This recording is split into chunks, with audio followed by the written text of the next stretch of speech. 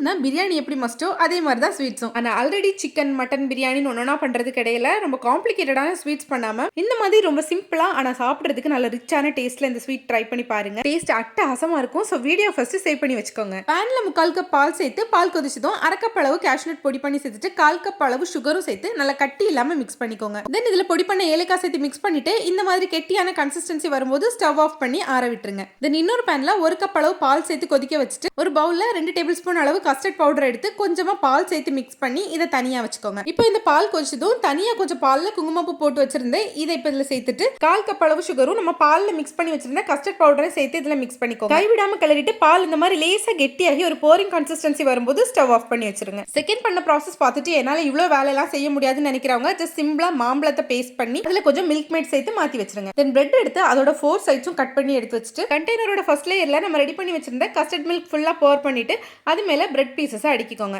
Bread மேல நம்ம ready பண்ணி வச்சிருந்த கேஷ்நட் பேஸ்ட் ஸ்ப்ரெட் பண்ணிட்டு இன்னொரு வாட்டி கூட இதே ஸ்டெப்பை ரிப்பீட் பண்ணிக்கோங்க. தென் ஃபைனலி நம்ம ரெடி பண்ணி வச்சிருந்த கஸ்டர்ட் மில்க் அப்படி இல்லைனா நான் சொன்ன மேங்கோ பியூரி இதுல நீங்க எது ரெடி பண்ணி வச்சிருக்கீங்களோ அதை ஃபுல்லா ஸ்ப்ரெட் பண்ணிட்டு இந்த கஸ்டர்ட் மில்க்லாம் உள்ளால போய் நல்லா சோக் ஆகிறதுக்காக ஃபோக் இல்லைனா இது மாதிரி எதையாவது வச்சு ஹோல் போட்டுக்கோங்க. ஃபைனலா மேல ஃபுல்லா நட்ஸ் தூவி நம்ம ஃபர்ஸ்ட் பவுடர் பண்ணி வச்சிருந்த கேஷ்நட் பவுடர் பேலன்ஸ் இருந்துச்சுன்னா அதையும் சேர்த்து ஸ்ப்ரெட் பண்ணிட்டு இதை ஒரு 4 to 5 hours ஃப்ரிட்ஜில் வச்சு எடுத்து சர்வ் பண்ணீங்கன்னா சம்பவம் ரெடி.